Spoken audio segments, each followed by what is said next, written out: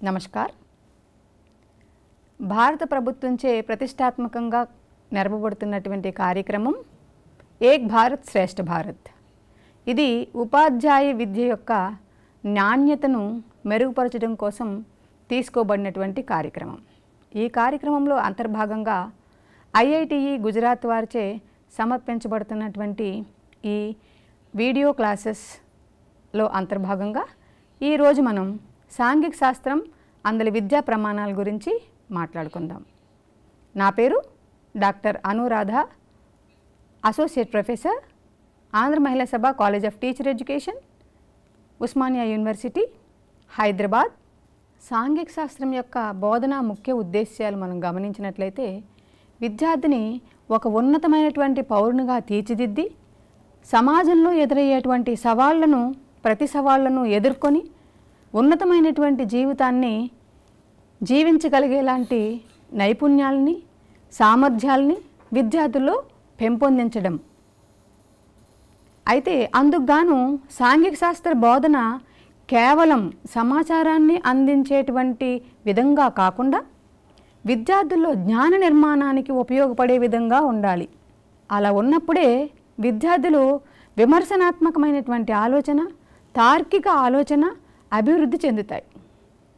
ఇలా అభివృద్ధి చెందాలంటే విద్యార్థి అనేక రకాల కృత్యాల్లో పాల్గొవాలి.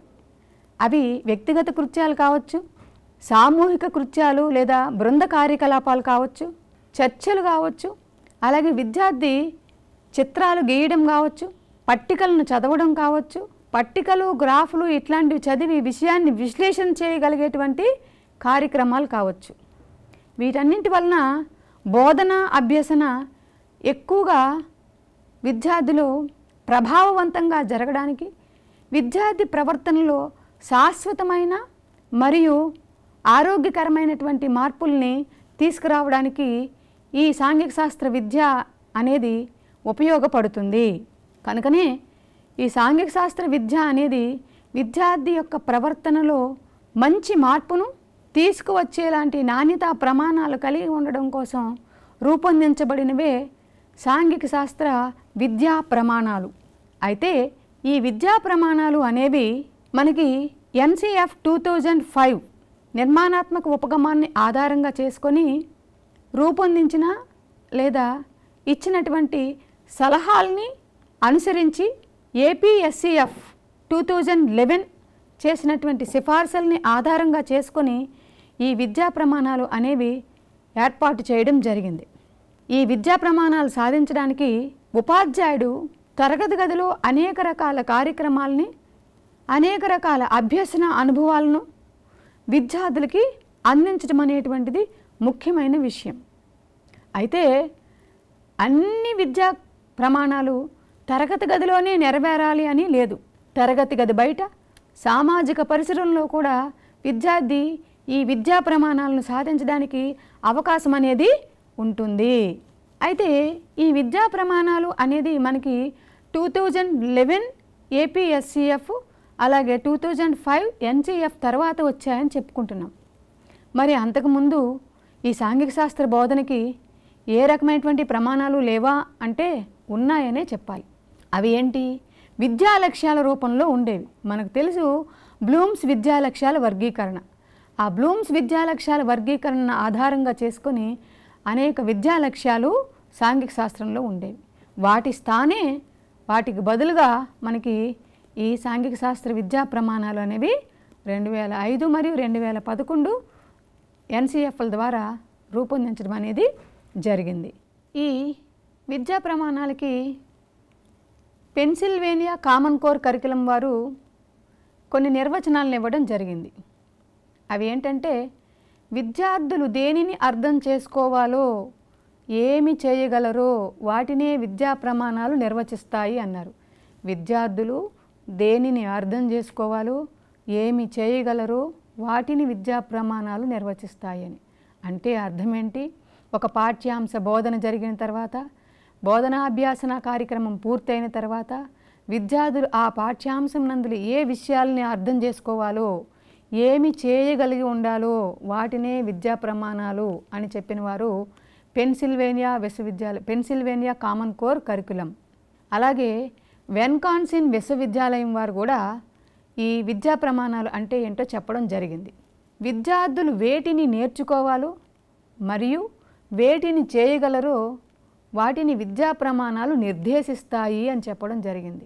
అంటే బోధనాభ్యాసన కార్యక్రమం పూర్తయిన తర్వాత లేదా బోధనాభ్యాసన కార్యక్రమం జరుగుతున్నప్పుడు విద్యార్థులు ఏ విషయాల్ని నేర్చుకోవాలి, అలాగే బోధనానంతరము బోధనాభ్యాసన కార్యక్రమం పూర్తయిన తర్వాత ఎలాంటి కార్యక్రమాలని చేయగలిగి ఉండాలి, వాటిని నిర్దేశించేవే ఈ విద్యా ప్రమాణాలు అని విస్కాన్సిన్ విశ్వవిద్యాలయం వారు నిర్వచించడం జరిగింది.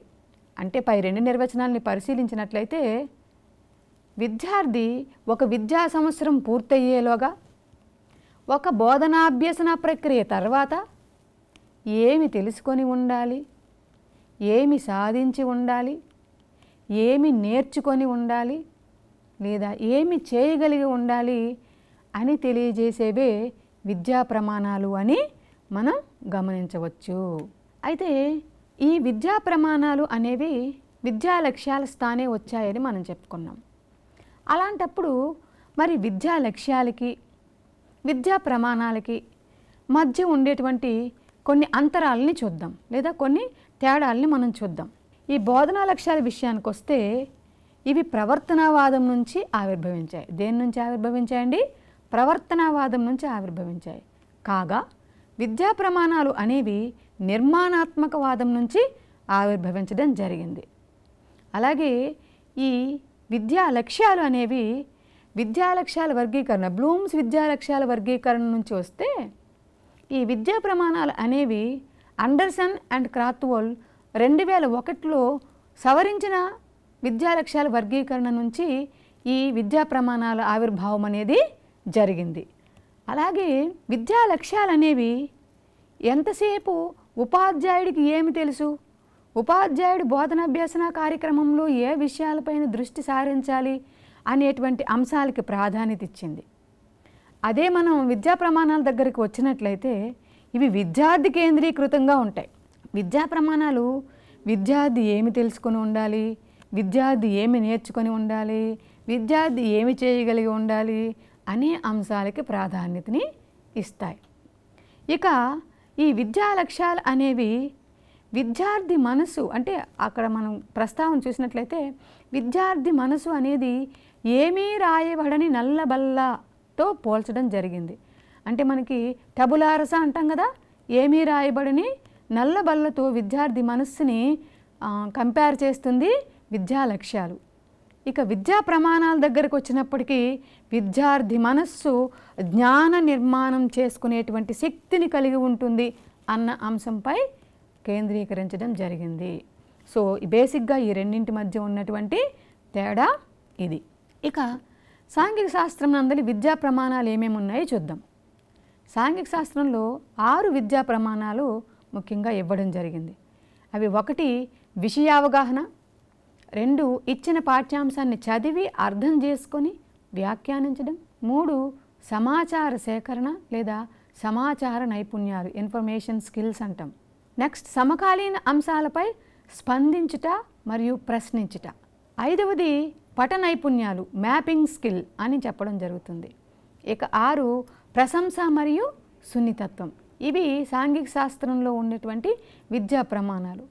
మనం వీటిని ఒకదాని తర్వాత ఒకటి ఈ విషయావగాహన అంటే ఏమిటి, విద్యార్థులు ఈ విషయావగాహన అనేటువంటి విద్యా ప్రమాణాన్ని సాధించాలంటే ఉపాధ్యాయుడు బోధనా అభ్యసన ప్రక్రియ జరుగుతున్నప్పుడు ఎట్లాంటి కృత్యాలను చేయవలసి ఉంటుంది, విద్యార్థికి విషయ అవగాహన అనేటువంటి ఈ విద్యా ప్రమాణం సాధించినట్లయితే ఏ ఏ సామర్థ్యాలు కలిగి ఉండాలి అనేటువంటి అంశాలను పరిశీలిద్దాం. మొదటిగా విషయ అవగాహన అంటే ఏమిటి? విద్యార్థులు పాఠ్యాంశంలోని కీలక పదాలను కీలక భావనలను అర్థం చేసుకొని వాటికి అర్థమైన అంశాలను తన సొంత మాటల్లో చెప్పగలగాలి. ఏదైతే పాఠ్యాంశ బోధన జరిగిందో ఆ పాఠ్యాంశ బోధనలోని కీలక భావనలను విద్యార్థి అర్థం చేసుకున్న తర్వాత తన సొంత మాటల్లో ఉదాహరణపూర్వకంగా చెప్పగలిగినట్లయితే ఆ విద్యార్థికి ఆ విషయం పట్ల అవగాహన లేదా సంపూర్ణ అవగాహన కలిగిందని మనం చెప్పవచ్చు. విద్యార్థి తాను పరిశీలించినటువంటి వివిధ అంశాల మధ్య సంబంధాలను గుర్తించగలగాలి. ఈ సంబంధాలు అనేవి పాఠ్యాంశం నందలి వివిధ అంశాలకు వివిధ భావనలకు మధ్య ఏర్పడి ఉంటాయి. ఈ సంబంధాలని అంతర్ సంబంధాలను కనుక గుర్తించగలిగినట్లయితే విద్యార్థికి ఆ విషయం పట్ల అవగాహన ఉంది అని మనం చెప్పవచ్చు. అలాగే తాను విన్న మరియు పరిశీలించిన అంశాల యొక్క లక్షణాల ఆధారంగా విద్యార్థి వివిధ భావనలను వర్గీకరించగలిగి ఉండాలి. వివిధ విషయాల మధ్య ఉన్నటువంటి పోలికల్ని గుర్తించగలగాలి. వివిధ విషయాల మధ్య ఉన్నటువంటి భేదాలను చెప్పగలగాలి. ఏదైతే పాఠ్యాంశ బోధన జరిగిందో, పాఠ్యాంశాన్ని అభ్యసిస్తున్నాడో ఆ విషయం పట్ల విద్యార్థి విశ్లేషణ చేయగలిగేటువంటి ఎబిలిటీని కలిగి ఉండాలి లేదా సామర్థ్యాన్ని కలిగి ఉండాలి. ఇలాంటి ఈ సామర్థ్యాలన్నీ విద్యార్థికి ఉన్నట్లయితే విద్యార్థి విషయ అవగాహన ఎక్కువగా ఉందని మనం గమనించవచ్చు. విద్యార్థి విషయావగాహన అనేటువంటి విద్యా ప్రమాణాన్ని చేరుకున్నాడని మనం చెప్పవచ్చు. అయితే విద్యార్థి ఈ విద్యా ప్రమాణాన్ని సాధించాలి అంటే చేయాల్సినటువంటి పనులు ఏంటో చూద్దాం. మొదటిది, విద్యార్థికి కొన్ని చిత్రాలను కనుక మనం ప్రవేశపెట్టినట్లయితే ఈ క్లాస్ రూమ్లో లేదా తరగతి గదిలో బోధన జరుగుతున్నప్పుడు ఆ చిత్రాలను పరిశీలించి వాటి మీద చర్చించగలగాలి. అలాగే విద్యార్థికి కీలక పదాలు మరియు భావనలపైన కూడా చర్చించేటువంటి సామర్థ్యం ఉండగలగాలి. అలా ఉన్నప్పుడు విద్యార్థికి విషయ అవగాహన జరిగిందని మనం చెప్పవచ్చు. ఇక వివిధ కార్యాలయాలను సందర్శించి ఆ సందర్శించిన తర్వాత తన అనుభవాల్ని ఒక డాక్యుమెంట్ రూపంలో కానీ లేదా ఒక రిపోర్ట్ రూపంలో కానీ సబ్మిట్ చేయగలగాలి లేదా ప్రవేశపెట్టగలగాలి లేదా తయారు చేయగలగాలి. ప్రాజెక్టులు తయారు చేసి తరగతి గదిలో ప్రదర్శించగలగాలి. ఇట్లా చేసినట్లయితే విద్యార్థికి విషయ అవగాహన అనేటువంటి సామర్థ్యం నెరవేరిందని మనం చెప్పుకోవచ్చు. దీనికి పాఠ్యపుస్తకం నందు కొన్ని ఉదాహరణలతో మనం చూద్దాం. ఏమన్నాము? విద్యార్థి తన సొంత మాటలతో చెప్పగలగాలి లేదా ఉదాహరణలను ఇవ్వగలగాలి లేదా భిన్నమైనటువంటి అంశాల మధ్య పోలికల్ని భేదాలని గుర్తించగలగాలి. అట్లాంటి అంశాలు ఏమైనా ఉన్నాయో చూద్దాం. ఉదాహరణలు ఇవ్వగలగాలి అన్నటువంటి దానికి వస్తువులు అంటే అర్థశాస్త్రంలో సాంఘిక శాస్త్రం పాఠ్యాంశం నందరి అర్థశాస్త్ర విభాగం నుంచి మనం అర్థశాస్త్రంలో వస్తువులు దానికి ఉదాహరణలు అని మనం అడిగినప్పుడు విద్యార్థి ఉచిత వస్తువులకి ఉదాహరణలు ఇవ్వగలగాలి. ఉచిత వస్తువులకు ఉదాహరణలు ఏంటండి? ఉచిత వస్తువులకు ఉదాహరణగా గాలి మరియు నీరు లాంటి వాటిని విద్యార్థి చెప్పగలిగినట్లయితే విద్యార్థికి విషయ అవగాహన జరిగిందని మనం గమనించవచ్చు. ఇక విద్యార్థి మనకి ఆర్థిక వస్తువులకి ఉదాహరణ, ఉచిత వస్తువులకి గాలి నీరు ఏ విధంగా ఉదాహరణ, ఆర్థిక వస్తువులకి పెన్ను పెన్సిలు వాళ్ళు ఉపయోగించేటువంటి పుస్తకాలు ఇవన్నీ కూడా మనం ధనాన్ని వెచ్చించి కొంటాం కాబట్టి వాటికి ఆర్థికపరమైన విలువ ఉన్నది కాబట్టి వాటిని ఆర్థిక వస్తువులు అని చెప్తాం. ఇక ఆర్థిక వస్తువులు ఉచిత వస్తువులతో పాటు సామాజిక వస్తువుల గురించి కూడా విద్యార్థి ఉదాహరణలు చెప్పగలగాలి.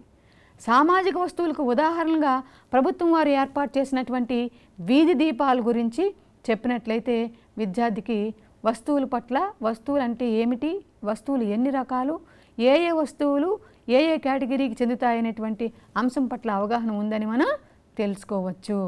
ఇక విద్యార్థి పోలికలను తెలియజేయడం ఎట్లా పోలుస్తాడు? కేంద్ర ప్రభుత్వానికి రాష్ట్ర ప్రభుత్వానికి. కేంద్ర ప్రభుత్వంలో ప్రధానమంత్రి గారు, అతని యొక్క అధికారాలు, అతని యొక్క విధులు. ఇక రాష్ట్ర ప్రభుత్వంలో ముఖ్యమంత్రి గారు, ముఖ్యమంత్రి గారి యొక్క విధులు, ముఖ్యమంత్రి గారి యొక్క అధికారాలు. అలాగే ఇంకా మనం చరిత్రకు సంబంధించినటువంటి విషయాల్లోకి వెళ్ళినట్లయితే బౌద్ధ మతం, జైన మతం. బౌద్ధ జైన మతాల్లో ఉండేటువంటి పోలికల్ని విద్యార్థి చెప్పగలగాలి. అలా చెప్పినప్పుడు విద్యార్థికి బౌద్ధ మరియు జైన మతాల పట్ల విషయ అవగాహన అందులో విషయాల పట్ల అవగాహన ఉందని మనం గమనించవచ్చు.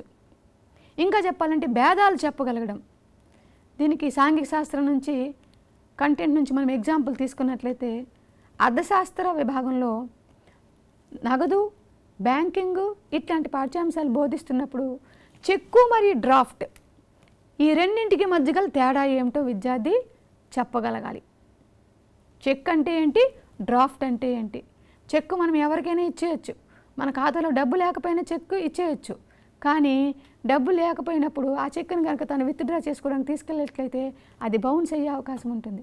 కానీ డ్రాఫ్ట్ అలా కాదు. మనం ముందు బ్యాంకులో డబ్బులు కడితేనే మనకి డ్రాఫ్ట్ అనేది ఇస్తారు. ఈ తేడా కనుక విద్యార్థి చెప్పగలిగినట్లయితే విద్యార్థికి ఈ చెక్కు మరియు డ్రాఫ్టు, బ్యాంకు మరియు బ్యాంకు నిర్వహించేటువంటి కార్యకలాపాలకు సంబంధించినటువంటి సంపూర్ణ అవగాహన ఉందని మనం చెప్పుకోవచ్చు.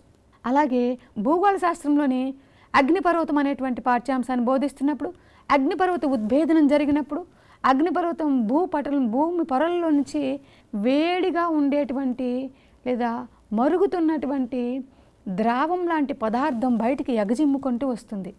ఈ మరుగుతున్నటువంటి ఈ పదార్థం ఏదైతే ఉందో దానిని మాగ్మా అని అంటారు. అది కనుక ఈ భూ పొరల్లో నుంచి బయటకు వచ్చి భూమి మీద ఉండేటువంటి ప్రాంతాల్లో ప్రవహించి కొంత దూరం తర్వాత అది చల్లబడిపోయినట్లయితే దానిని భూమి పైకి వచ్చినటువంటి ఉపరితలం పైన ఉన్నటువంటి ఆ ద్రవ పదార్థాన్ని మనము లావాగా పిలుస్తాం. ఈ విధంగా ఏర్పడినవే లావా పీఠభూములు. వీటి వలన ఏర్పడినటువంటి వాటిని ఏమంటాము? లావా పీఠభూములని చెప్పడం జరుగుతుంది. ఈ విధంగా ఉదాహరణలు ఇవ్వగలగాలి. అలాగే విద్యార్థి పోలికల్ని భేదాలను చెప్పగలగాలి. వీటితో పాటు విద్యార్థి వివిధ రకాల వస్తువులకి వర్గీకరించగలగాలి. వర్గీకరణ అనగానే మనకి చాలా విషయాలు గుర్తొస్తాయి. కేంద్ర ప్రభుత్వం అనేటువంటి విషయాన్ని కనుక మనం తీసుకున్నట్లయితే ఈ కేంద్ర ప్రభుత్వం పరిపాలనా శాఖలు మనకి 3గా ఉంటాయి. ఏంటవి? శాసన నిర్మాణ శాఖ, కార్యనిర్వహణ శాఖ, న్యాయ శాఖ. ఈ 3 శాఖలు మనకి వర్గీకరించగలగాలి. కేంద్ర ప్రభుత్వంలో ఉండేటువంటి పరిపాలన ఆ విభాగాలను విద్యార్థి వర్గీకరించగలిగి ఉండాలి. అలాగే ద్రవ్యం మరియు వర్గీకరణ. ద్రవ్యం వర్గీకరణ గురించి మాట్లాడుకున్నప్పుడు సమీప ద్రవ్యం అలాగే రియల్ మనీ.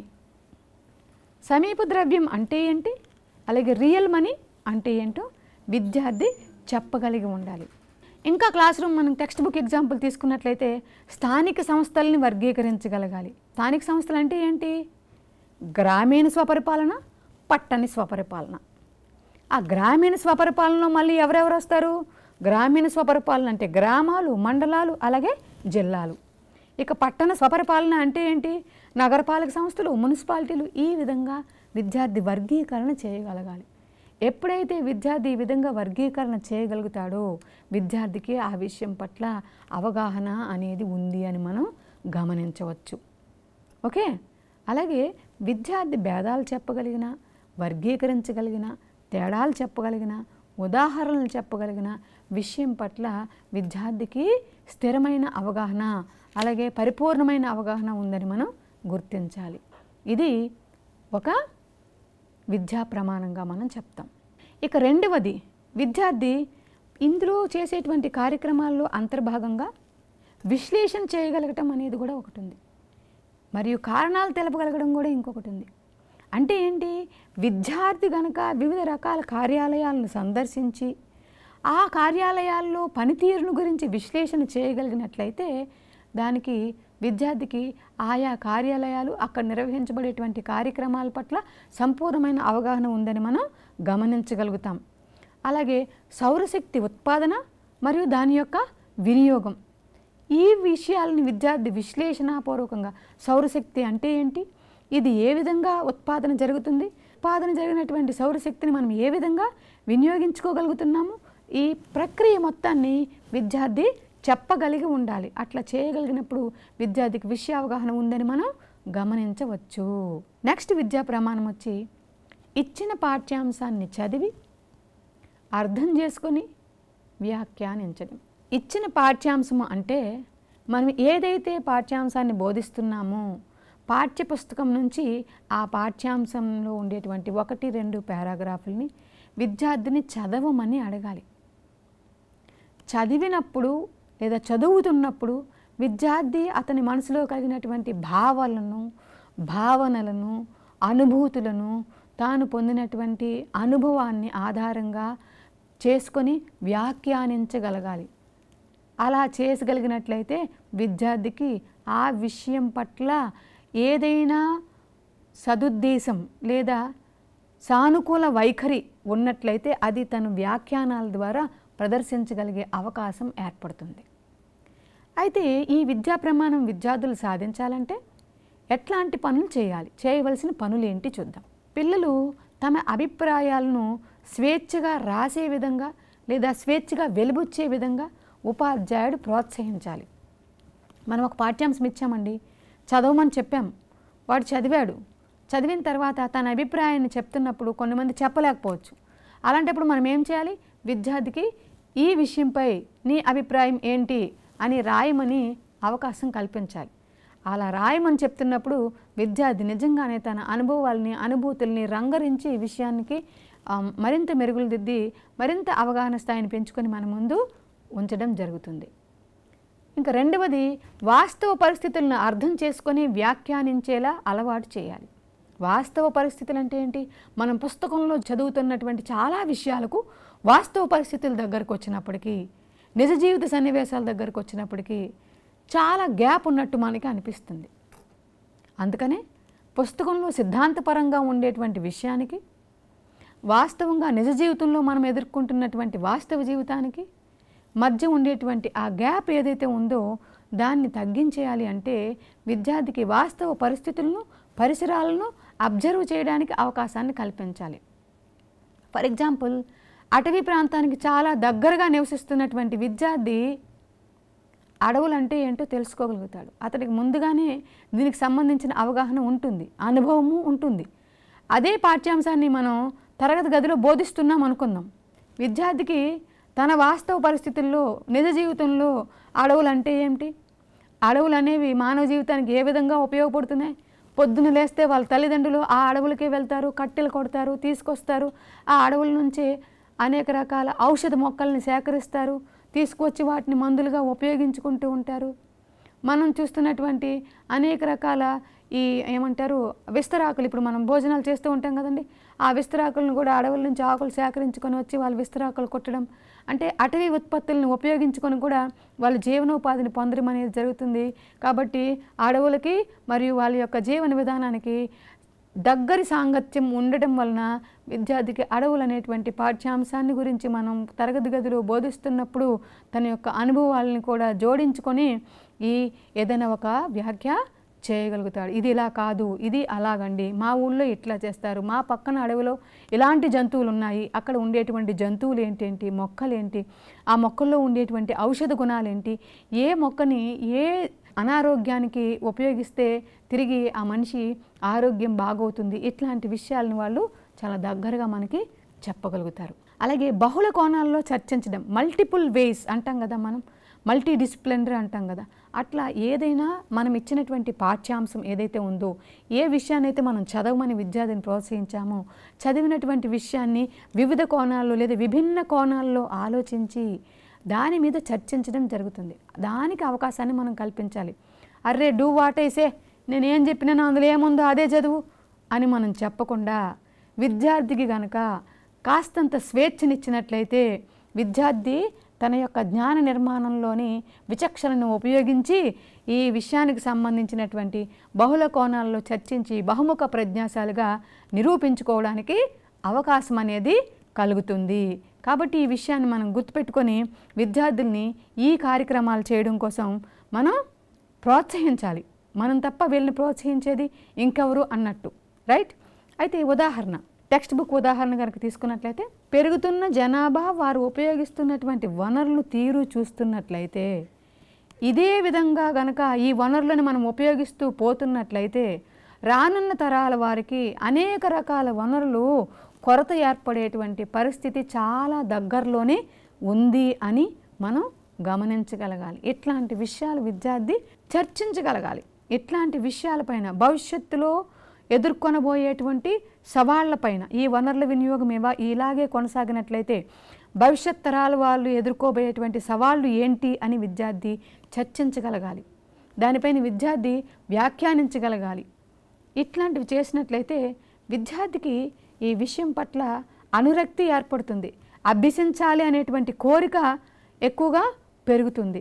సమాచార నైపుణ్యాలు ఏంటి? సమాచార నైపుణ్యాలు సాంఘిక శాస్త్రంలో సమాచార నైపుణ్యాలకి అవకాశం ఏ రకాలుగా ఉంటుంది అని గమనించినట్లయితే, విద్యార్థులతో పాఠ్యాంశాలకు సంబంధించిన మరింత అదనపు సమాచారాన్ని సేకరించడం అనేది వారిలో విషయం పట్ల అవగాహనను, అభిరుచిని పెంపొందిస్తుంది. ఏం చేస్తుంది? విద్యార్థికి ఎంతసేపు మనం మోసలో పద్ధతిలో బోధించుకుంటూ వెళ్ళిపోయినట్లయితే విద్యార్థికి అభ్యసన పట్ల అభిరుచి అనేది అంతగా ఉండదు. అందుకని విద్యార్థిని అభ్యసనలో క్రియాశీలకంగా పాల్గొనేలాగా చేయాలి అంటే ఉపాధ్యాయుడు తప్పకుండా విద్యార్థికి పాఠ్యపుస్తకంలో ఉండేటువంటి సమాచారంతో పాటు అదనపు సమాచారాన్ని వివిధ రకాల సోర్సెస్ నుంచి సేకరించుకొని తీసుకొని రమ్మని ఎంకరేజ్ చేయగలగాలి, ప్రోత్సహించగలగాలి.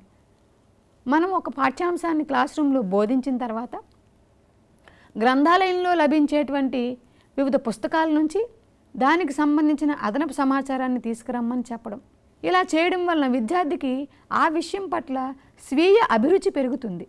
అలాగే మనం చెప్పిన విషయాలతో పాటు అనేక విషయాలు అక్కడ పూర్వపరాలను తెలుసుకోగలుగుతాడు కాబట్టి అవగాహన స్థాయి కూడా పెరుగుతుంది. అందుకని ఈ విధంగా సమాచారాన్ని సేకరించడం.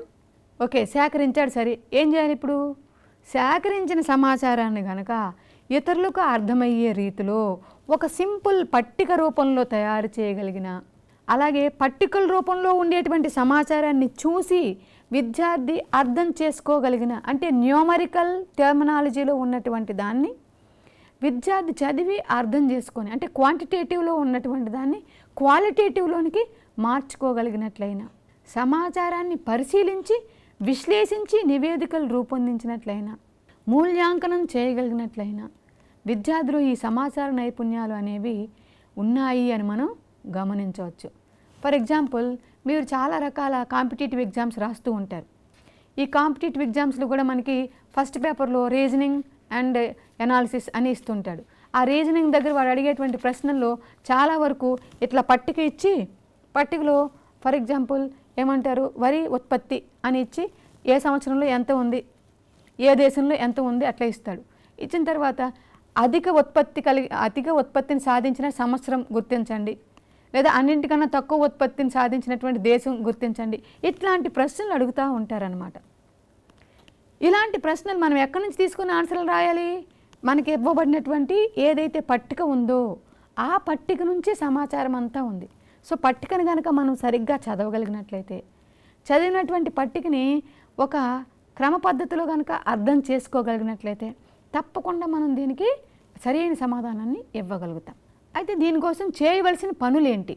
విషయాన్ని పట్టికల రూపంలోనికి మార్చగలగాలి, అలాగే పట్టికలను చదివి ప్రశ్నల్ని రూపొందించగలగాలి, అలాగే ప్రశ్నల నుంచి పట్టికను తయారు చేయగలగాలి, పట్టికల నుంచి గ్రాఫులు గీయగలగాలి, అలాగే గ్రాఫ్ నుంచి విషయాన్ని సంగ్రహించగలగాలి, ప్రశ్నల నుంచి కూడా గ్రాఫ్ను తయారు చేయగలగాలి.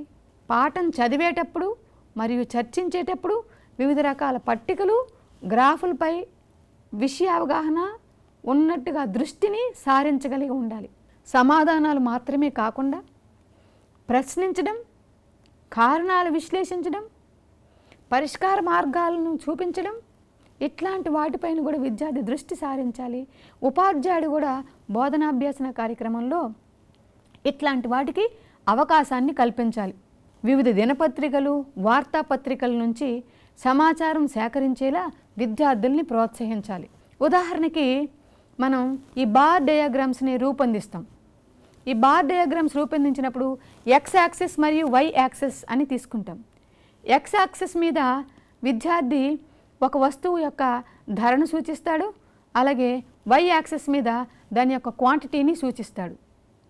10 రూపాయలు వెచ్చించినట్లయితే విద్యార్థికి దొరికే పెన్సిల్ సంఖ్య 2, 20 రూపాయలు వెచ్చించినట్లయితే విద్యార్థికి దొరికేటువంటి పెన్సిల్ సంఖ్య 4.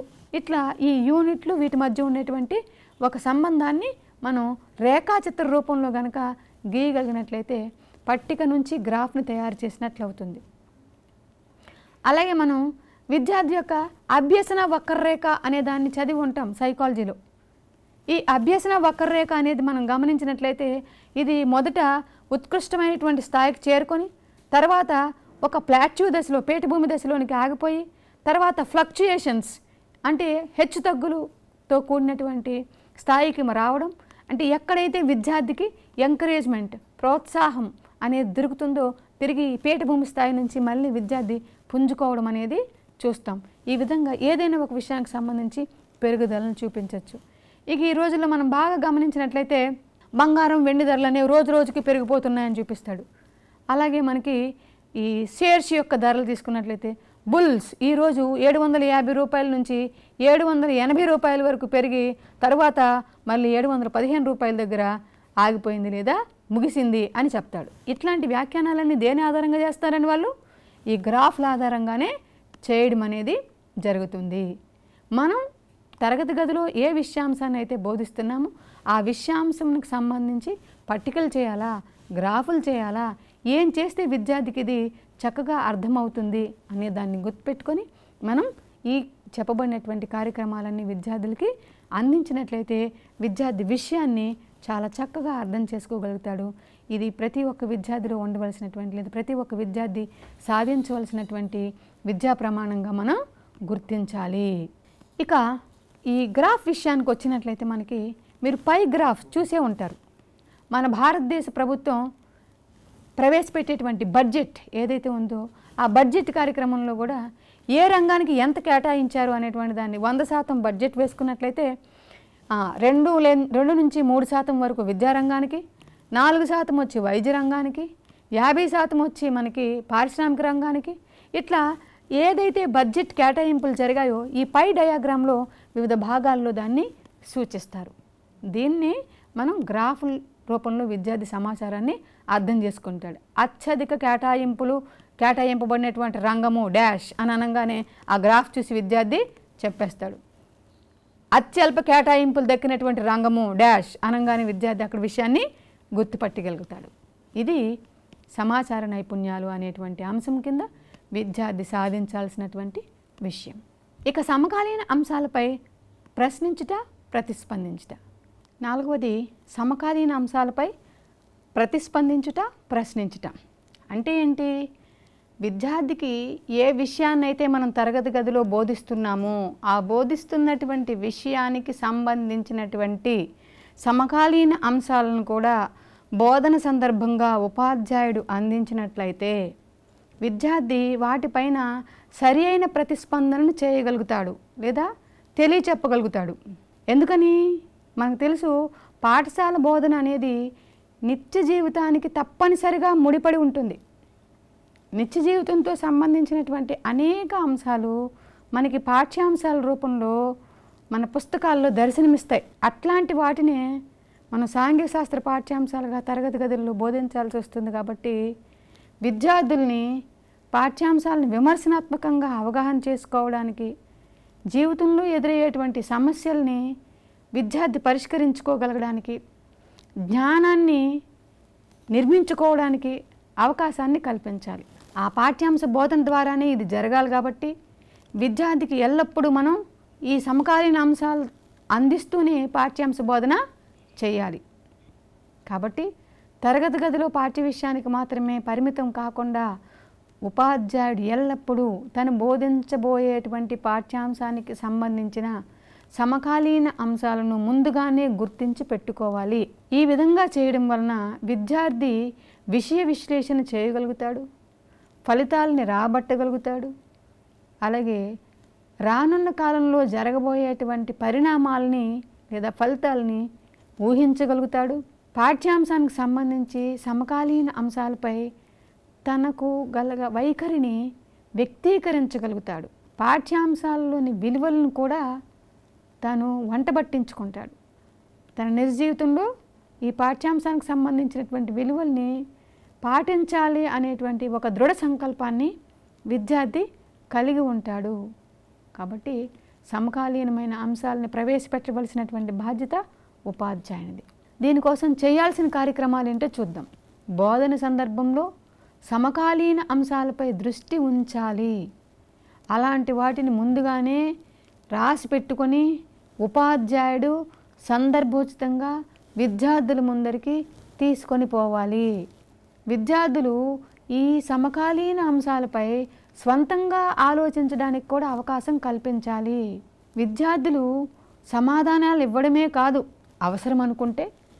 విద్యార్థికి ఆ సమకాలీన అంశం పట్ల ఏదైనా సందేహం ఉన్నట్లయితే తిరిగి ప్రశ్నించగలిగేదానికి కూడా మనం అవకాశాన్ని ఇవ్వాలి. ప్రశ్నించడమే కాకుండా దీనికి దారితీసినటువంటి కారణాలని అన్వేషించగలగాలి.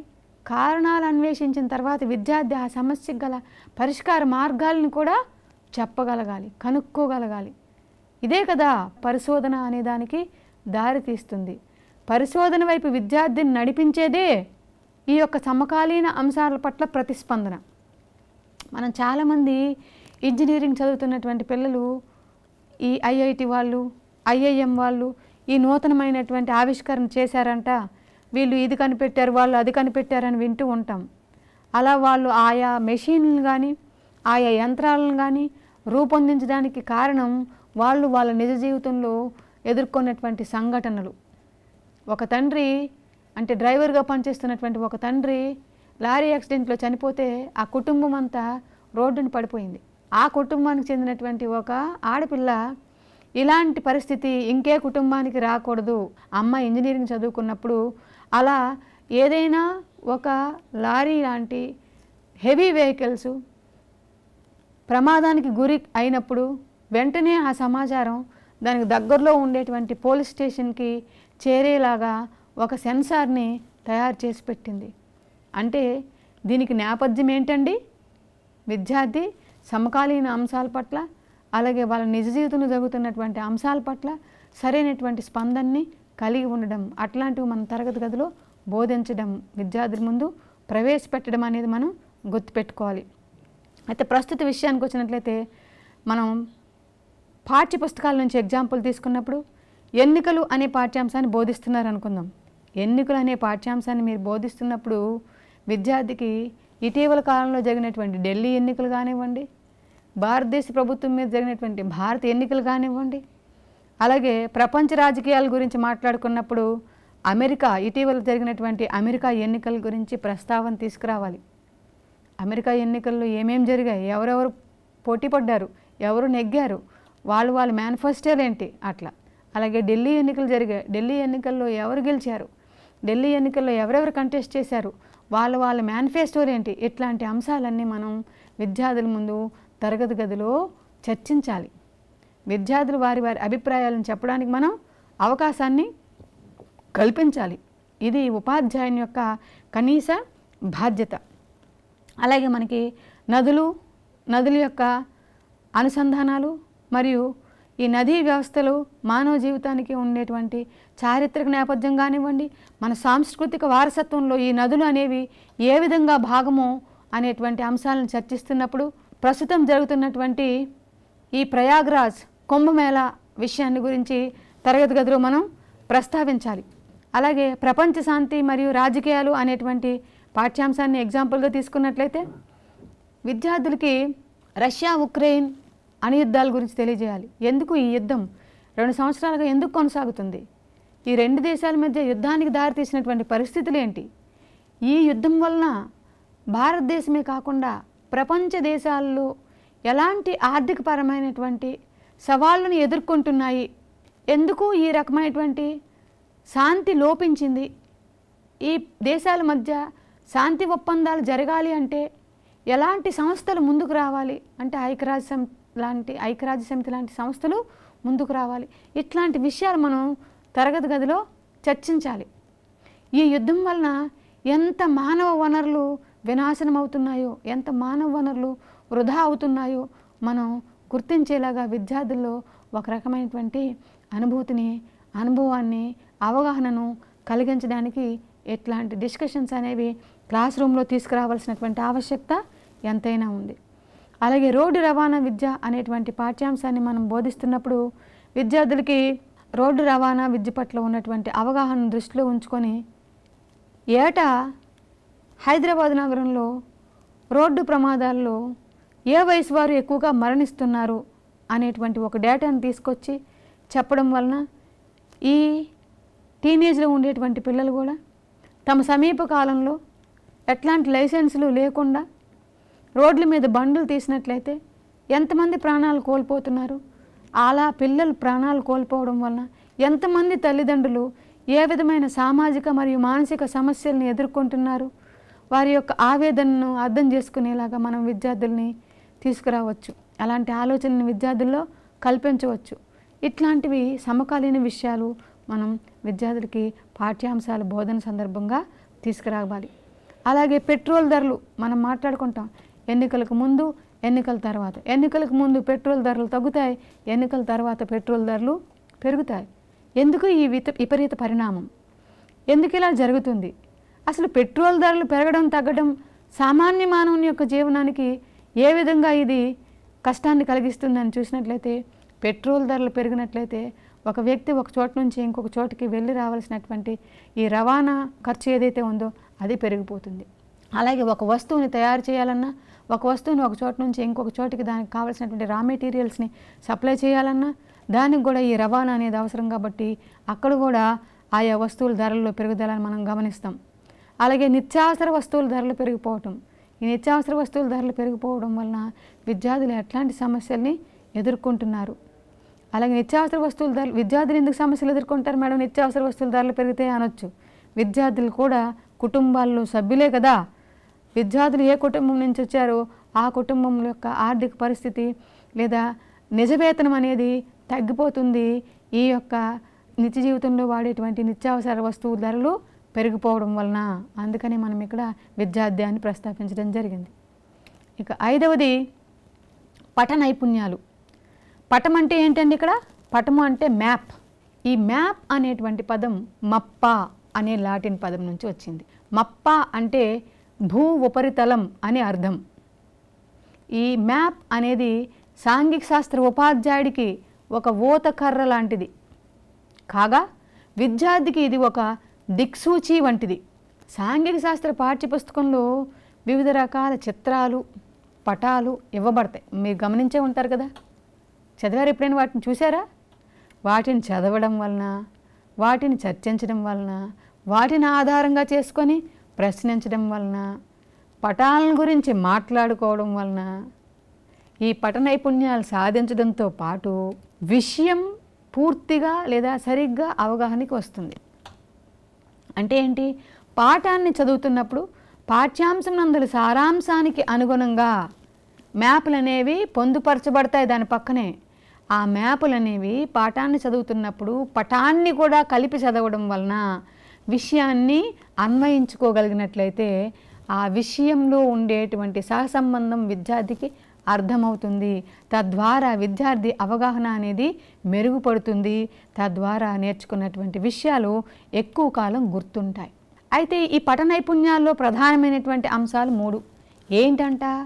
1 పటాలు గీయడం, 2 పటాలు చదవడం, 3 పటాలు గుర్తించడం. ఈ పటాలు గుర్తించడం అంటే ఏంటి? గీయడం అంటే ఏంటి? చదవడం అంటే ఏంటి? దీనికి అసలు ఎట్లాంటి కార్యక్రమాలను మనం చేయాలి? ఈ చేయాల్సిన కార్యక్రమాలు కనుక చూసినట్లయితే బోధన సమయంలో ఉపాధ్యాయుడు తగిన విధంగా పటాలను ఉపయోగించాలి. అసలు ఉపాధ్యాయుడికే అవగాహన లేకపోతే, ఉపాధ్యాయుడే మ్యాపులను ఉపయోగించకపోతే ఇంక విద్యార్థి మ్యాప్ని ఏమి ఉపయోగిస్తాడండి? నేటి కాలంలో చాలామంది ఉపాధ్యాయులు ఈ పాఠ్యాంశాలని, జాగ్రఫీకి సంబంధించిన పాఠ్యాంశాలు కానివ్వండి, చరిత్రకు సంబంధించిన పాఠ్యాంశాలు కానివ్వండి, వితౌట్ మ్యాప్ బోధించడాన్ని మనం చాలా వరకు చూస్తున్నాం. అట్లా చేయకూడదు. అందుకనే మీరు ఛాత్రోపాధ్యాయులుగా ఉన్నప్పుడు ఈ ట్రైనింగ్లో భాగంగా మీరు కనుక మ్యాప్లు అంటే ఏంటి, వీటిని ఎట్లా గీయాలి, ఎట్లా చదవాలి, మ్యాప్లో ఉండే విషయాలను ఎట్లా గుర్తించాలి అనేటువంటి విషయాల పట్ల మీరు కూడా తగినటువంటి అవగాహన కలిగి పొందినట్లయితే మీరు మీ తరువాత తరాల వారికి వీటిని గురించి సరైనటువంటి నైపుణ్యాలు పెంపొందించడానికి సహాయాన్ని అందించగలుగుతారు. అలాగే అట్లా ఆధారంగా కృత్యాలు చేసేలా ప్రోత్సహించాలి విద్యార్థులకి. మనం ఎంతసేపు దీని గురించి రాయండి, దాని గురించి రాయండి, వివరించండి ఇట్లా మాట్లాడతాం. విద్యార్థికి ఎగ్జామ్స్ కండక్ట్ చేసినప్పుడు కూడా అట్లాస్ను ఉపయోగించుకొని విద్యార్థి ఆ ప్రశ్నకు సమాధానం రాసేలాగా చెప్పాలి. అలాగే విద్యార్థికి మనం ఇచ్చేటువంటి హోంవర్క్స్లో కూడా ఈ అట్లాస్ను ఉపయోగించుకొని చేసేలాంటి కార్యక్రమాలు, లాంటి విషయాలు మనం ఇచ్చినట్లయితే విద్యార్థి తప్పకుండా ఈ పఠ నైపుణ్యాలను పెంపొందించుకుంటాడు. నెక్స్ట్, దీనికోసం మనం చేయాల్సినటువంటి కార్యక్రమాలు ఏంటి అంటే పాఠ్యపుస్తకం నుంచి దీనికి చాలా ఎగ్జాంపుల్స్ మనం తీసుకురావచ్చు. మీకు తెలుసు పటాలు ఎన్ని రకాలు? పటాల రకాలు చూసినట్లయితే ఎన్ని రకాలండి? జియోగ్రఫీలో మనం పటాల గురించి టైప్స్ ఆఫ్ మ్యాప్స్ అనే దగ్గర ఏమేమి ఉంటాయి? ఇవి భౌగోళిక లేదా భౌతిక పటాలు, రాజకీయ పటాలు, వాతావరణ పటాలు, అవుట్లైన్ పటాలు అంటే ఏంటి? ఈ భౌతిక పటాలు ఏవైతే ఉన్నాయో ఈ భౌతిక పటాలు అనేవి భారతదేశం కావచ్చు, ప్రపంచం కావచ్చు, ఏ పటం తీసుకున్నా కానీ ఈ భూస్వరూపాలు అందులో రకాల గురించి తెలియజేస్తాయి భౌతిక పటాలు. అందుకని తరగతి గది ఎగ్జాంపుల్ లేదా పాఠ్యపుస్తకం నుంచి ఎగ్జాంపుల్ తీసుకున్నట్లయితే ఒక ప్రపంచ పటాన్ని మనం తీసుకొని విద్యార్థికి ప్రపంచ పటంలో ఉండేటువంటి వివిధ భూస్వరూపాలని గుర్తించమని అడగడం. అలాగే ఒక రాజకీయ పటాన్ని తీసుకుందాం అనుకుందాం. ఫర్ ఎగ్జాంపుల్ మనం భారతదేశ పటాన్ని తీసుకున్నాం. భారతదేశ పటంలో విద్యార్థిని వారి యొక్క సొంత రాష్ట్రాన్ని గుర్తించమని అడగాలి. ఆ సొంత రాష్ట్రంలో వారి యొక్క జిల్లాని గుర్తించమనాలి. జిల్లాలో వారి యొక్క గ్రామాన్ని గుర్తించమనాలి. గ్రామంలో వారు ఉన్నటువంటి స్కూల్ని గుర్తించమనగలగాలి. ఇట్లాంటి కార్యక్రమాలు, ఇట్లాంటి యాక్టివిటీస్ని మనం విద్యార్థులకు ఇచ్చినట్లయితే విద్యార్థి తప్పకుండా ఈ పటాల్లో విషయాల్ని గుర్తించగలిగేటువంటి నైపుణ్యాన్ని చేరుకోగలుగుతాడు. ఇక పటాలని చదవడం. ఈ పటాలని చదవడం అనేది కూడా ఒక నైపుణ్యం అండి. పటాలని చదవడం కోసం పటం ఎక్కడైతే ఇస్తాడో పటం కింద భాగంలో కొన్ని గుర్తుల్ని ఇస్తారండి, కొన్ని రంగుల్ని ఇస్తారండి. అక్కడ సూచికలు, సూచనలు ఉంటాయి. అందులో ఇవ్వబడినటువంటి గీతలు, సూచికలు, సూచనలు, రంగులు ఆధారంగా విద్యార్థి పటాన్ని చదవగలగాలి. అంటే మ్యాప్లో అనేక రకాల రంగులు ఉపయోగిస్తారు. ఫర్ ఎగ్జాంపుల్ పసుపు పచ్చ రంగు ఉంది. పసుపు పచ్చ ఇండికేటింగ్ దట్ పీఠభూములు. పసుపు పచ్చ రంగుతో ఇండికేట్ చేయబడినటువంటి ఆ భూభాగం అంతా పీఠభూముల గురించి తెలియజేస్తుంది. ఇక ఆకుపచ్చ. ఆకుపచ్చ అంటే పంట పొలాలు. అదే ముదురాకుపచ్చ అంటే అడవులను తెలియజేస్తుంది. ఈ విధంగా ఇచ్చినటువంటి రంగులను బట్టి నీలం రంగు ఉందనుకోండి మనం తీసుకునేటువంటి మేపలో దేన్ని తెలియజేస్తుంది? సాధారణంగా మీ అందరికీ తెలిసే ఉంటుంది బాగా. నీలం రంగు అంటే నీటి భాగాలను తెలియజేస్తుంది. వాటర్ బాడీస్ అంటాం కదా, నీటి వనరులు అంటే చెరువులు, కాలువలు, నదులు, సముద్రాలు, మహాసముద్రాలు ఇట్లాంటి వాటిని గురించి తెలియజేస్తుంది. అందుకనే మ్యాప్ని మనం చదివేటప్పుడు రంగుల గురించి అవగాహన కలిగి ఉండాలి. వాటితో పాటు దిక్కులు. మ్యాప్లో మనకి 3 దిక్కులు ఉంటాయి. ఏంటది? East, west, north, south. వీటిని కూడా మనం గుర్తించుకొని వీటి పట్ల కూడా అవగాహన కలిగి ఉన్నట్లయితే ఏది ఏ దిక్కున ఉంది, ఆగ్నేయము, ఈశాన్యము, వాయువ్యము, నైరుతి ఇట్లా చెప్తాం కదా మూలలు. ఇంకా డయాగ్నల్గా వెళ్తే ఏ దేశం ఏ మూలన ఉంది, ఏ దేశం ఎన్నో అక్షాంశం పైన ఉంది అనేటువంటి దాన్ని కూడా మనం ఏ దేశం ఏ రేఖాంశానికి ఏ అక్షాంశానికి మధ్య ఆ ఉనికి ఉంది అనేది గుర్తించడానికి కూడా మనకిది ఉపయోగపడుతుంది. ఇక విద్యార్థిని పటాలు గీయమనడం. పటాలు గీయమనడం ఎట్లా అండి? పటాలు గీయమనడానికి మనం ఏం చేయొచ్చు అని ఆలోచించినట్లయితే విద్యార్థులకి అవుట్లైన్ మ్యాప్ గీయమనాలి. అవుట్లైన్ మ్యాప్ గీసి అందులో ఉండేటువంటి అన్ని రకాల మనం ఏమంటాం వీటిని కేంద్రపాలిత ప్రాంతాలు. ఈ భారతదేశం పటం గీసి అందులో ఉండేటువంటి కేంద్రపాలిత ప్రాంతాలన్నింటినీ గుర్తించమని మనం విద్యార్థికి చెప్పొచ్చు. ఇది టెక్స్ట్ బుక్ ఎగ్జాంపుల్స్కి మనం ఉదాహరణగా తీసుకున్నట్లయితే విద్యార్థి పటాలు గీయగలగాలి, విద్యార్థి పటాలు చదవగలగాలి, విద్యార్థి పటాలలో ఉండేటువంటి విషయాల్ని గుర్తించగలగాలి. ఇక ఆఖరిది ప్రశంస మరియు అభినందన లేదా ప్రశంస సునిశ్చితత్వం అంటాం దీన్ని. ఈ సునిశ్చితత్వం లేదా సున్నితత్వం అనేది పాఠ్యాంశ బోధన ద్వారా పిల్లలలో తోటివారితో కలిసి పనిచేయడం, స్వేచ్ఛగా ప్రశ్నించడం, ఇతరుల అభిప్రాయాలను గౌరవించడం మరియు అవసరమైన వారికి సహాయం చేయడం వంటి లక్షణాలు లేదా అలాంటి వైఖరులు అలవాటు చేయవచ్చు. ఏమేం చేయొచ్చండి? ఏదైతే పాఠ్యాంశాన్ని మీరు బోధిస్తున్నారో ఆ పాఠ్యాంశ బోధనలో అభ్యాసకుడు ఒంటరిగా పార్టిసిపేట్ చేయడు, ఇతరులతో కలిసి కదా పార్టిసిపేట్ చేస్తాడు. అందుకనే ఇతరులతో కలిసిమెలిసి పని చేయడం అనేటువంటిది ఒక కళ. ఇది అందరూ టీం వర్క్లో కలిసి పని చేయలేరు. కాబట్టి ఆ యాటిట్యూడ్ని మనం విద్యార్థిలో పెంపొందించగలుగుతాం. అలాగే కొంతమందికి విషయం తెలుసు కానీ 10 మంది ముందు చెప్పలేరు. అలాగే విద్యార్థికి ఆ ప్రశ్నించే స్వేచ్ఛని ఇవ్వటం, ఇట్లాంటివన్నీ ఈ ప్రశంస అభినందన లేదా ప్రశంస సున్నితత్వం అనేటువంటి అంశానికి సంబంధించినవి. అయితే ఈ భావాలను ఏ విధంగా పెంపొందించవచ్చు మనం విద్యార్థులు? దీనికోసం చేయాల్సిన కార్యక్రమాలు ఏంటని చూసినప్పుడు చేయవలసినటువంటి కార్యక్రమాలు 1.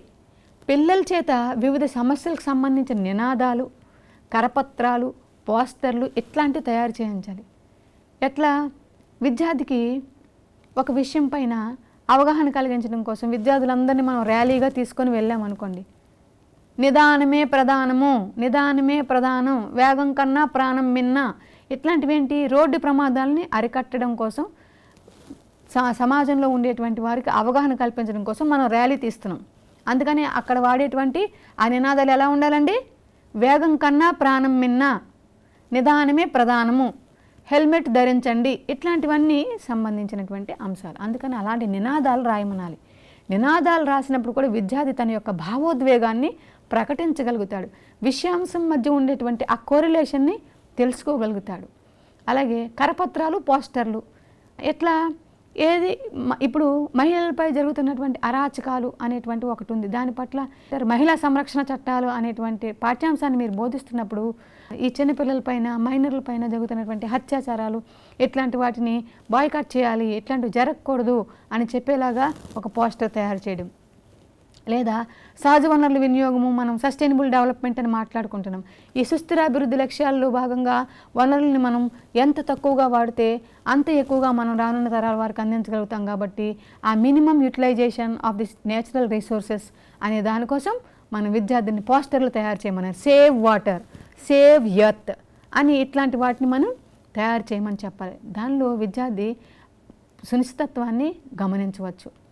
అలాగే స్వేచ్ఛ, సమానత్వం, సౌభాతృత్వం లాంటి రాజకీయపరమైన విషయాలు, రాజనీతి శాస్త్రానికి సంబంధించిన విషయాలు, లేదా పౌరశాస్త్రానికి సంబంధించిన రాజ్యాంగపరమైన విషయాలను మనం బోధిస్తున్నప్పుడు అట్లాంటి కార్యక్రమాలు తరగతి గదుల్లోన, పాఠశాలల్లోన ఏర్పాటు చేయాలి.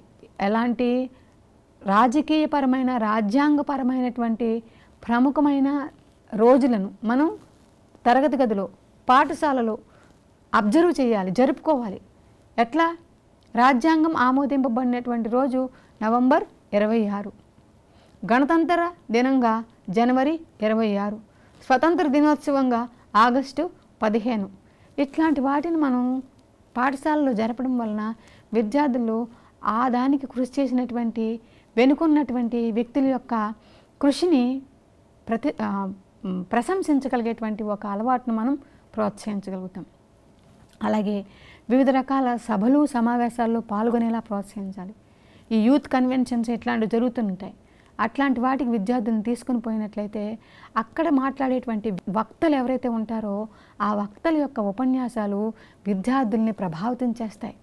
వీరి యొక్క వైఖరిలోన, వీరి యొక్క అభిరుచిలోన, వీరి యొక్క వ్యక్తిత్వంలోన పలు రకాల మార్పులు జరగడానికి అక్కడ అవకాశం అనేది కనిపిస్తుంది. మాట్లాడినటువంటి వ్యక్తి తర్వాత వారి నిజ జీవితంలో కలిసినప్పుడు, సార్ మీరు పలానా రోజు పలానా సన్నివేశంలో మీరు మాట్లాడడం నేను విన్నాను సార్, నిజంగా మీరు ఆ రోజు ఉపన్యాసంలో మాట్లాడిన మాట వలన నేను ఈరోజు చాలా లబ్ధి పొందాను సార్ అని ఇట్లాంటివి కొన్ని ఉదాహరణలు మనం వేదికల మీద వింటూ ఉంటాం. దానికి కారణమే ఇది. కాబట్టి ఇట్లాంటి కార్యక్రమాలను మనం ఏర్పాటు చేయాలి. అలాగే వివిధ రంగాల్లో విశేష కృషి చేసిన, సేవలు అందించినటువంటి, ప్రఖ్యాతిగాంచినటువంటి ప్రముఖ వ్యక్తుల్ని పాఠశాలలకు ఆహ్వానించి పిల్లలతో వాళ్ళకి ఈ సంబంధ బాంధవ్యాలని ఏర్పాటు చేసి పరిచయాల్ని కల్పించాలి. మీరు గమనించే ఉంటారు, మన అబ్దుల్ కలాం గారు ఎన్ని పాఠశాలకు వెళ్ళారండి? ఎందుకు వెళ్ళాలండి అతను అసలు పాఠశాలకి? అతను కూర్చున్న చోటకే పిల్లల్ని పిలిపించుకోవచ్చు, కానీ అతనే నేరుగా పిల్లల్ని అడ్రస్ చేస్తూ అనేక రకాల పాఠశాలలు తిరిగారు. అనేక దేశంలో ఉండేటువంటి మారుమూల ప్రాంతాలకు కూడా వెళ్ళి అతను విజిట్ చేశారు. దానికి కారణమే విద్యార్థుల్లో ఇలాంటి ప్రశంస మరియు సున్నితత్వం అనేటువంటి భావాల్ని ప్రేరేపించడం, అలాగే అవి ఉన్నతమైన స్థాయికి చేరుకునేలాగా అభివృద్ధికి తోడ్పాటుని అందించడం. సో అది ఇందులో ఉండేటువంటి ముఖ్యాంశంగా మీరు గమనించాలి. అట్లాంటి విశేష సేవలు అందించినటువంటి వ్యక్తులతో కనుక విద్యార్థులకు పాటు చేసినట్లయితే వారిని ఆదర్శంగా తీసుకొని రానున్న సమయంలో ఇన్ ఫ్యూచర్ వీళ్ళు కూడా ఆ విధంగా అంతటి వ్యక్తులుగా, అంతటి విశేషమైన సేవలు చేయడానికి ముందుకు వచ్చేలాంటి మానసిక సన్నద్ధత వారిలో ఏర్పడడానికి అవకాశం అనేది కలుగుతుంది. ఇక ఇరుగు పొరుగు వారిని, ఇతరులను, వారు చేసిన మంచి పనులను ప్రశంసించగలిగే వైఖరిని పెంపొందించాలి. ఇది మనం కొత్తగా ఇప్పుడు చెప్పుకున్నది కాదు. మన యొక్క భారతీయులు అనుసరిస్తున్నటువంటి వారి యొక్క జీవన విధానంలో, మతపరమైనటువంటి అనేక రకాల కార్యక్రమాల్లో ఇవి ఇండైరెక్ట్గా ఇమిడే ఉంటాయి. మనకు తెలుసు, బైబిల్లో కూడా అంటారు, నిన్ను నువ్వు ప్రేమించుకున్నట్లే పొరుగువారిని కూడా ప్రేమించమని. అంటే అర్థం ఏంటి? Help your neighbours. అలాగే మన వివేకానందజీ అన్నారు, మానవ సేవయే మాధవ సేవ. ఇట్లాంటివి ఏంటంటే ఇతరులకు వారి ఉన్నటువంటి అభిప్రాయాల్ని గౌరవించేటువంటి వ్యక్తిత్వాన్ని మనం విద్యార్థుల్లో పెంపొందిస్తున్నాము. ఇతరుల్ని ప్రశంసించగలిగాడు అంటే తప్పనిసరిగా రిటర్న్ గిఫ్ట్గా ఇతరులు కూడా ఇతరుల నుంచి ప్రశంసను పొందేటువంటి సందర్భం కోసం అనునిత్యం పాటుపడతాడు లేదా అహర్నిశలు కృషి చేస్తాడు అనేటువంటిది ఒక నమ్మకం. ఇక జీవన నైపుణ్యాల అభివృద్ధికి ఈ ఉపయోగపడే బోధన అనేది తరగతి గదిలో జరగాలి. లైఫ్ స్కిల్స్, మనకు అనుకునేటువంటి టెక్నికల్ స్కిల్స్తో పాటు మనిషికి ఈ లైఫ్ స్కిల్స్ కూడా అవసరం. ఒక టెక్నికల్ స్కిల్స్ వస్తేనే సరిపోదు విద్యార్థి లేదా వ్యక్తి మనీషిగా ఈ మానవ సమాజంలో ఎమరడానికి. కాబట్టి ఈ మనీషిగా మానవ సమాజంలో మన్నన పొందాలి అంటే తప్పకుండా ఈ జీవన నైపుణ్యాల యొక్క ఆవశ్యకత అవసరం ఎంతైనా ఉంది. కాబట్టి ఈ జీవన నైపుణ్యాల అభివృద్ధికి పాటుపడేలాంటి బోధన కూడా మన తరగతి గదుల్లో జరగాలి. ఈ విద్యా ప్రమాణాలు అనేవి బోధనా అభ్యాసంలో చాలా ప్రఖ్యాతిగాంచాయి. అలాగే బోధనా అభ్యాసాన్ని చాలా ప్రభావితం చేస్తాయి. కనుకనే ఉపాధ్యాయుడు ఈ బోధనా అభ్యసన కార్యక్రమం మొదలు పెట్టడానికి ముందుగానే ఈ పాఠ్యాంశంలో ఏ బోధనా ప్రమాణాలని మనం సాధించాలి, ఏ విద్యా ప్రమాణాలని మనం సాధించాలి అనేటువంటి దాన్ని ఆ పాఠ్యాంశం నందలి సారాంశం ఆధారంగా అందులో వచ్చేటువంటి విద్యా ప్రమాణాలని జాబితాని తయారు చేసుకోవాలి. ఆ విద్యా ప్రమాణాలు సాధించడం కోసం విద్యార్థులకి ఎలాంటి అభ్యసన అనుభవాలను కల్పించాలో ఆ అభ్యసన అనుభవాల యొక్క జాబితాను కూడా ఉపాధ్యాయుడు ముందుగానే సిద్ధం చేసుకొని ఉండాలి. ఈ అభ్యసన అనుభవాలు విద్యార్థికి కల్పించిన తర్వాత విద్యార్థి ఈ విద్యా ప్రమాణాల సాధనలో ఏ స్థాయికి చేరుకున్నాడో తెలుసుకోవడానికి కావలసినటువంటి మూల్యాంకన సాధనాలని, మూల్యాంకన విధానాలను కూడా ముందుగానే ఉపాధ్యాయుడు సిద్ధపరచుకొని ఉన్నట్లయితే తరగతి గదిలో మాత్రమే కాకుండా తరగతి గది బయట కూడా ఈ విద్యా ప్రమాణాల సాధనకి అవకాశం అనేది ఉంటుంది. సో ఉపాధ్యాయుడు విద్యార్థులకు బోధన అనేది చేసినప్పుడు, విద్యార్థి మరియు ఉపాధ్యాయుడు బోధన అభ్యసన కార్యక్రమంలో పాల్గొన్నప్పుడు ఈ విద్యా ప్రమాణాలు అనేవి మార్గదర్శకాలుగా ఉంటాయి. ఎంత ఎక్కువ విద్యా ప్రమాణాలని విద్యార్థి సాధించినట్లయితే ఆ పాఠ్యాంశం యొక్క ఉద్దేశం అంత నెరవేరినట్లవుతుంది. అలాగే విద్యార్థి యొక్క అభ్యసన సామర్థ్యం అనేది మెరుగుపడుతుంది అని చెప్పవచ్చు. సో ఈ విద్యా ప్రమాణాలు అనేవి విద్యారంగంలో బోధన మరియు అభ్యసన అనేటువంటి ఈ రెండింటినీ ప్రభావితం చేసేటువంటి శక్తివంతమైన సాధనాలు అని మనం చెప్పవచ్చు. Thank you.